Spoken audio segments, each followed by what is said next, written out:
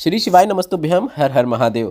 9 फरवरी का दिन बहुत विशेष है क्योंकि रवि प्रदोष का योग बन रहा है। ऐसे में गुरुजी पंडित प्रदीप मिश्रा जी ने कुछ ऐसे उपाय बताए हैं जो कि सिर्फ रविवार की प्रदोष में किए जाते हैं और उन्हीं उपायों की जानकारी आपको इस वीडियो के माध्यम से मिलने वाली है। इस वीडियो में हम आपको प्रदोष और रवि प्रदोष के विशेष उपाय करके बताएंगे ताकि देखकर समझने में आपको आसानी हो सके। इस वीडियो में हम आपको रवि प्रदोष में सिर्फ एक बार किए जाने वाला एक ऐसा उपाय बताएंगे जो व्यापार वृद्धि के लिए, धन प्राप्ति के लिए, डूबा पैसा वापस लाने के लिए किया जाता है। दूसरा उपाय यह रहेगा, अगर आपका कोई काम बन नहीं रहा है, सब जगह से आप हार गए हैं, तो प्रदोष की तिथि में किया जाने वाला एक विशेष उपाय बताएंगे। तीसरा उपाय, प्रदोष के दिन शमी पत्र से जुड़ा एक विशेष उपाय जो कि गुरुजी पंडित प्रदीप मिश्रा जी ने बताया है, वह उपाय करके बताएंगे। चौथा उपाय, प्रदोष के दिन अपने बच्चों की तरक्की के लिए, उन्नति के लिए कौन सा उपाय आपको करना है, उसकी जानकारी आपको इस वीडियो में मिलने वाली है। पांचवा और अंतिम उपाय जो रहेगा, रवि प्रदोष का अटके हुए कार्यों को पूर्ण करने वाला एक विशेष उपाय रहेगा। इसलिए वीडियो उपयोगी है, अंत तक देखें ताकि कोई भी उपयोगी जानकारी आपसे न छूटे। आप इनमें से कोई एक या फिर अपनी आवश्यकता के अनुसार एक से अधिक उपाय करके इस रवि प्रदोष का अधिक से अधिक लाभ प्राप्त कर सकते हैं। बढ़ते हैं पहले विशेष उपाय की ओर।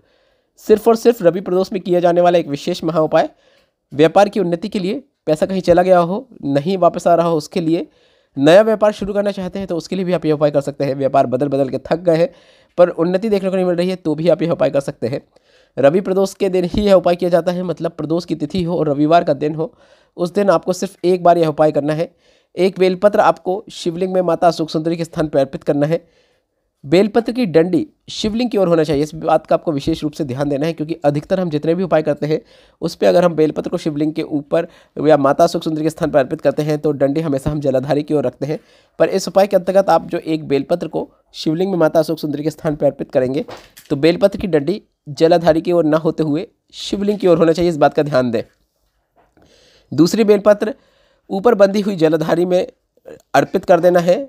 अगर ऊपर जलाधारी नहीं बंधी है तो शंकर भगवान की 5 बेटियां जया, विशरा, शामली वाली, दो-तली देव, इनका नाम लेते हुए आप जहां से भी बैठे हैं वहां से अपने से ठीक विपरीत दिशा की ओर बेलपत्र की डंडी करते हुए अर्पित कर दें।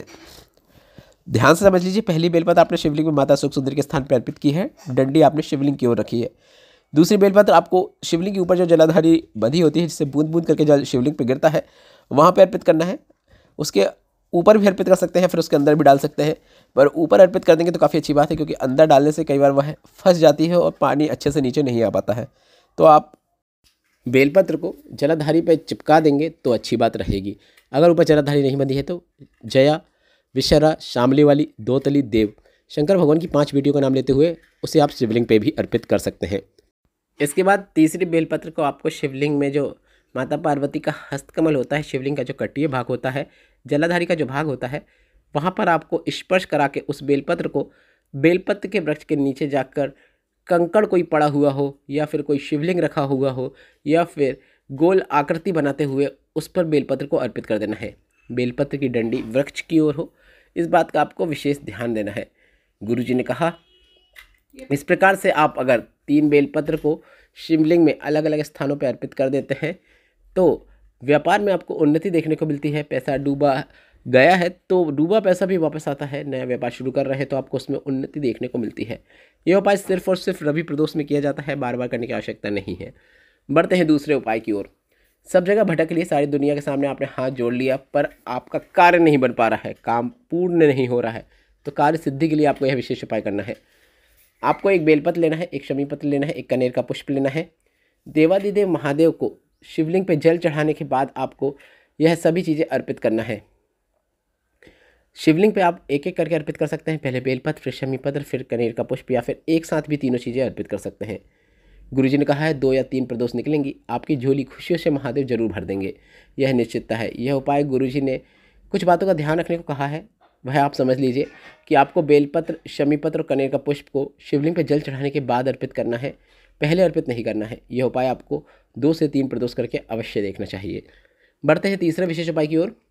प्रदोष के दिन शमी पत्र से जुड़ा एक विशेष उपाय गुरुजी ने बताया था। गुरुजी ने कहा कि अगर आप नौकरी के लिए या फिर शीघ्र विवाह के लिए या फिर रोग मुक्ति के लिए या फिर अपनी किसी भी मनोकामना पूर्ति के लिए शिवलिंग पर शमी पत्र अर्पित करना चाहते हैं तो प्रदोष के दिन सुबह या शाम कभी भी आप यह उपाय कर सकते हैं।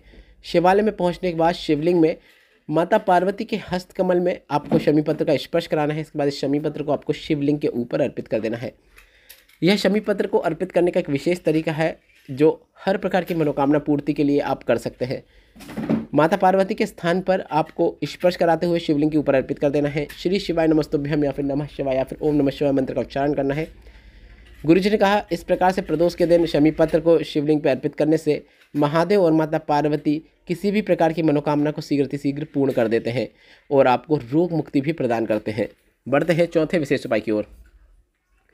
प्रदोष के दिन बच्चों की तरक्की के लिए किया जाने वाला एक विशेष उपाय। बच्चे एग्ज़ाम में बैठ रहे हैं, नौकरी के लिए अप्लाई कर रहे हैं या सरकारी नौकरी के लिए प्रयास कर रहे हैं, तो आपको प्रदोष के दिन एक विशेष उपाय करना है। बेलपत्र के पेड़ के नीचे जाकर बेलपत्र के पेड़ के नीचे थोड़ा सा आपको जल अर्पित करना है, थोड़ा सा आपको दूध अर्पित करना है और अपने राइट हैंड की ओर एक घी का दीपक लगाना है, लेफ्ट हैंड की ओर आपको तेल का दीपक लगाना है। इनमें आपको लंबी बाती का उपयोग करना है। दीपक लगाने के बाद अपनी कामना करते हुए धोख दे देना है, मतलब सर झुका लेना है, सर नवा लेना है। बस इतना ही करना है। इसके बाद एग्ज़ाम देने के लिए निकल जाएं। बाबा की कृपा होगी और आपको सफलता जरूर देखने को मिलेगी। अगर यह उपाय आप स्वयं के लिए कर रहे हैं तो काफ़ी अच्छी बात है, अन्यथा घर का कोई भी सदस्य उनके निमित्त यह उपाय उनका नाम और गोत्र बोलते हुए कर सकता है। बढ़ते हैं पांचवें और अंतिम उपाय की ओर। अगर आपने गुरुजी पंडित प्रदीप मिश्रा जी की नवनिधि शिव महापुराण कथा सुनी होगी तो गुरुजी ने उसमें एक नया उपाय बताया था जो रवि प्रदोष के दिन आप कर सकते हैं। इस उपाय को आप किसी भी अटके हुए कार्य को पूर्ण करने के लिए या फिर कोई फाइल को आगे बढ़वाने के लिए कर सकते हैं, या फिर किसी विशेष कार्य को पूर्ण करने के लिए, कार्य सिद्धि के लिए आप यह उपाय कर सकते हैं। आपको वट वृक्ष, बेलपत्र, आम, नीम और अकोने मतलब 5 वृक्षों की 5 पत्तियां लेना है। यह नाम जो मैंने बताया वह एग्जाम्पल के लिए बताया हूँ। आप किसी भी 5 वृक्षों की 5 पत्तियां ले सकते हैं, मतलब कोई ज़रूरी नहीं है कि इन्हीं 5 वृक्षों की 5 पत्तियां लेना है। कोई भी 5 वृक्षों की 5 पत्तियां लेना है। एक सफ़ेद पुष्प लेना है। सभी चीज़ों को शिवलिंग पे माता अशोक सुंदरी के स्थान पर स्पर्श करवाना है। माता अशोक सुंदरी के स्थान पर अर्पित नहीं करना है, इस बात का आपको ध्यान देना है। माता अशोक सुंदरी के स्थान पर सिर्फ सभी चीज़ों को स्पर्श कराना है। इसके बाद शिवलिंग के ऊपर आपको सभी चीज़ों को अर्पित कर देना है।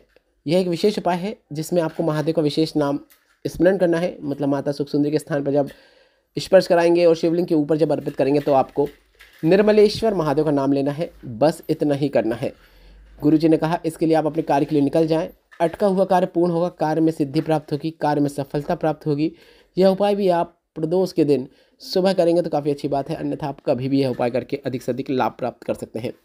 इस वीडियो में बताया गया सभी उपायों से संबंधित कोई प्रश्न हो तो वे आप कमेंट बॉक्स से पूछ सकते हैं। मेरे द्वारा दी गई जानकारी अगर आपको थोड़ी सी भी उपयोगी लगी हो, प्रदोष के उपाय आपको अच्छे लगे हो, तो वीडियो को लाइक करके कमेंट बॉक्स में श्री शिवाय नमस्तुभ्यम या फिर हर हर महादेव अवश्य टाइप करें।